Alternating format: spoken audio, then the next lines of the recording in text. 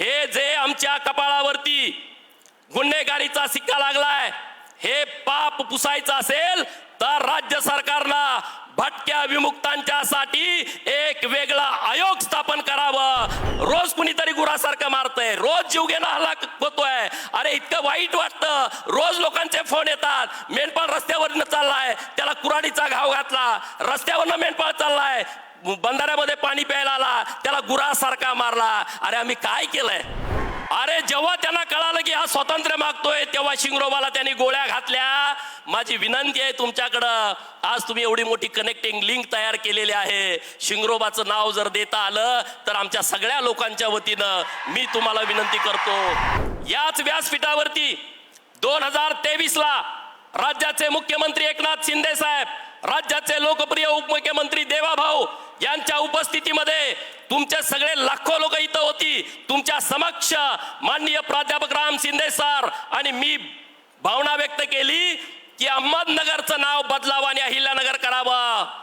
मित्रांनो, एखाद्या गावामध्ये तुम्ही बोर्ड लावायला जावा, महाराष्ट्रामध्ये वाद तयार होतोय, राज्यातला सर्वात मोठा जिल्हा, राजकीय दृष्ट्या संवेदनशील, या जिल्ह्याचं नाव 16 महिन्यामध्ये बदललं। मी तुम्हाला धन्यवाद देतो, सरकारला, देवाभावना देतो, एकनाथ शिंदे साहेबांना देतो। ही भावना हृदयातून असल्याशिवाय हे काम होत नाही।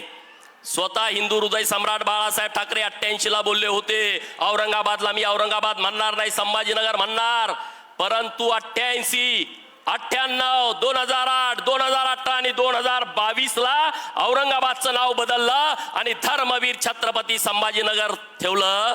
हिंदू हृदय सम्राटांनी बोलल्याच्या नंतर एवढी वर्ष लागली। मित्रांनो, अहिल्या देवींच्या प्रति स्वच्छ भावना असल्याशिवाय असले निर्णय होऊ शकत नाहीत। ते निर्णय आपल्या सरकारने घेतलेले आहेत।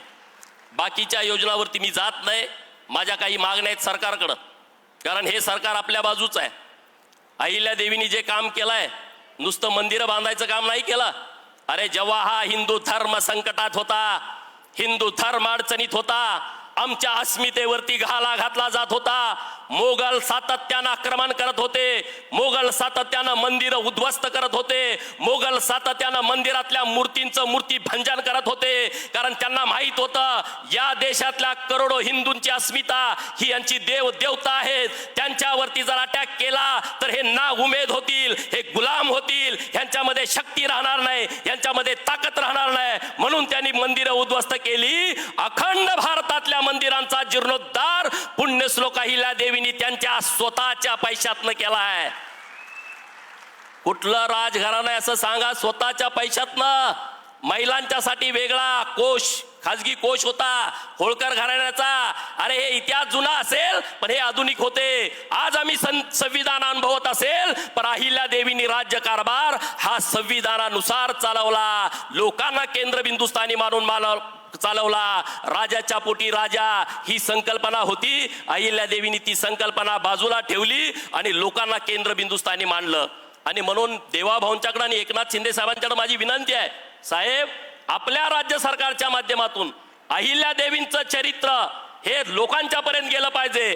त्याच्यासाठी अहिल्या देवींच्या चरित्र निर्मितीवरची एक समिती सरकारनं तात्काळ गठीत केली पाहिजे, अशी आमच्या सगळ्या लोकांच्या वतीनं मी माननीय मुख्यमंत्री आणि उपमुख्यमंत्री महोदयांच्याकडे मागणी करतोय।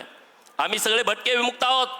या देशाला 15 ऑगस्ट 1947 ला स्वातंत्र्य मिळालं, पण भटक्यांना स्वातंत्र्य 15 ऑगस्ट 1947 ला मिळालं नाही, कारण इंग्रजांना माहित होतं हे भटके क्रांतिकारी आहेत, हे भटके एकदम धाडसी आहेत, हिम्मतवान आहेत, आणि त्यांनी सगळ्या भटक्या विमुक्तांच्या कपाळावरती गुन्हेगारीचा सिक्का मारला। भारत 15 ऑगस्ट 1947 ला स्वतंत्र झाला, पण या भारतातल्या शेकडो भटक्या जमाती या 31 ऑगस्ट 1952 ला स्वतंत्र झाल्या। म्हणजे 5 वर्ष 16 दिवसानंतर या देशातल्या भटक्या विमुक्तांना स्वातंत्र्य मिळालं। इंग्रजांनी शिक्का मारला आमच्यावरती गुन्हेगारीचा, तो सिक्का पुढच्या पिढीनं गोंधनामध्ये बदलला। गुन्हेगारीचं गोंधन भटक्या विमुक्तांच्या कपाळावरती लाभलं। मी देवाभावना आणि एकनाथ शिंदे साहेबांना विनंती करतो, हे जे आमच्या कपाळावरती गुन्हेगारीचा सिक्का लागलाय, हे पाप पुसायचं असेल तर राज्य सरकारनं भटक्या विमुक्तांच्यासाठी एक वेगळा आयोग स्थापन करावं, अशी विनंती मी राज्य सरकारकडे करतोय।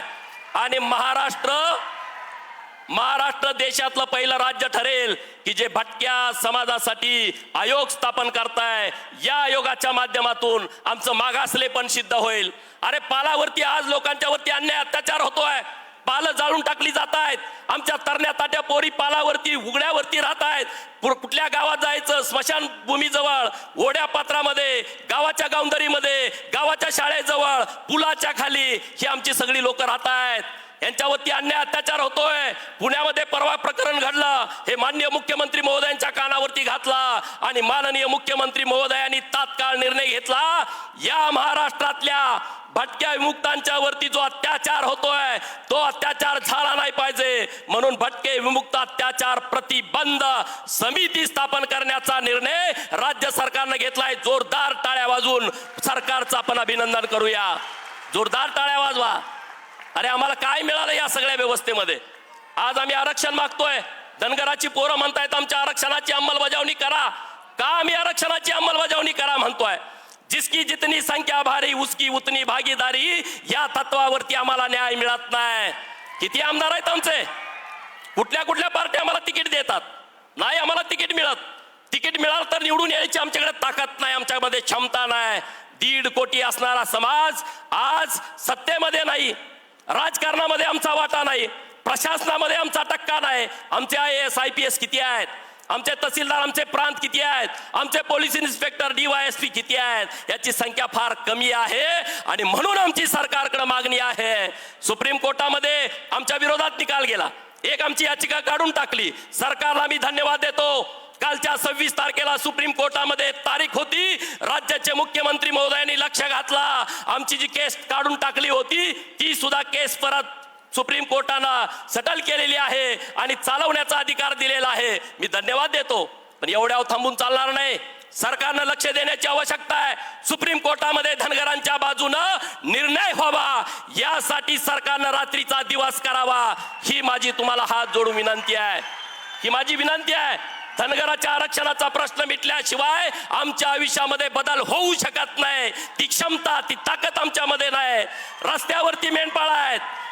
35 किलोमीटर मेंढपाळ चालतोय. रोज कुणीतरी गुरासारखं मारतंय. रोज जीवघेणा हल्ला होतोय. अरे इतकं वाईट वाटतं. रोज लोकांचे फोन येतात. मेंढपाळ रस्त्यावरनं चाललाय, त्याला कुऱ्हाडीचा घाव घातला. रस्त्यावरनं मेंढपाळ चाललाय, बंधाऱ्यामध्ये पाणी प्यायला आला, त्याला गुरासारखा मारला. अरे आम्ही काय केलंय?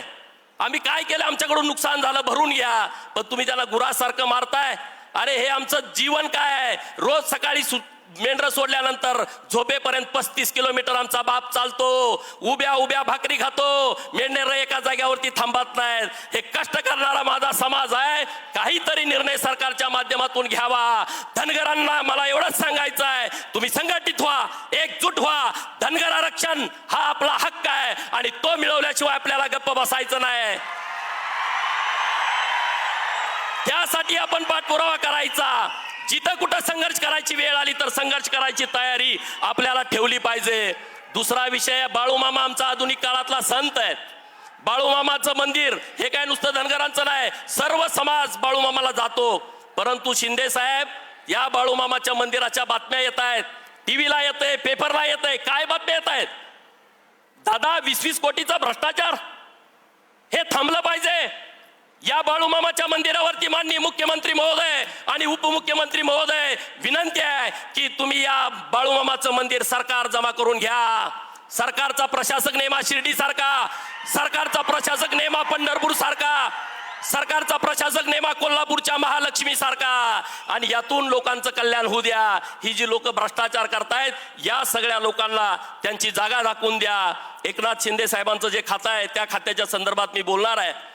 एकनाथ शिंदे साहेब आणि देवाभाऊ, महाराष्ट्र तुम्ही बदलून टाकला. इतक्या सुविधा तुम्ही तयार केल्या. अरे आम्ही गावाकडनं मुंबईला निघालो, आम्ही 4.5 तासात आम्ही विधान भवनामध्ये पोहोचतो.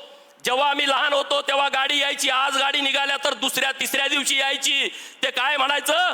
शिंगरोबाच्या घाटात गाडी अडकली आहे.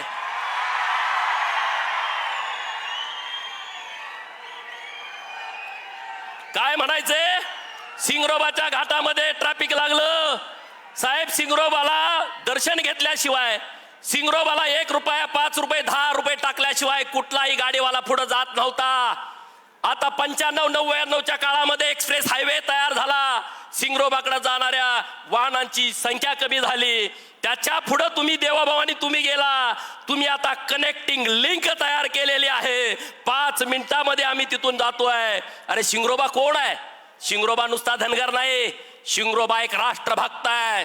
शिंगरोबा नुसता मेंढपाळ नाही, शिंगरोबा देशासाठी हुतात्मा झालेला पहिला या देशातला हुतात्मा आहे.